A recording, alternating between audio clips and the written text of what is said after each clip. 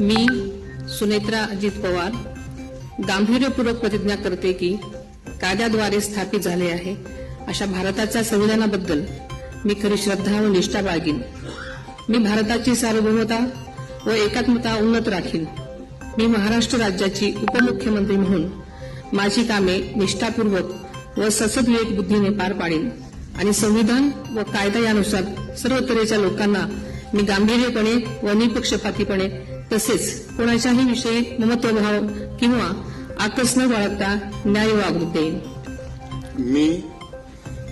मी सुनेत्रा अजित पवार गांभीर्यपूर्वक प्रतिज्ञा करते की महाराष्ट्र राज्याची उपमुख्यमंत्री म्हणून माझ्या विचारार्थ आणली जाईल किंवा मला ज्ञात होईल अशी कोणतीही बाब अशी उपमुख्यमंत्री म्हणून माझी कामे यथायोग्य पार पाडण्यासाठी आवश्यक असेल ते खेरीज करून एरवी मी कोणत्याही व्यक्तीला किंवा व्यक्तींना प्रत्यक्षपणे वा अप्रत्यक्षपणे कळवणार नाही किंवा त्यांच्याकडे उघड करणार नाही।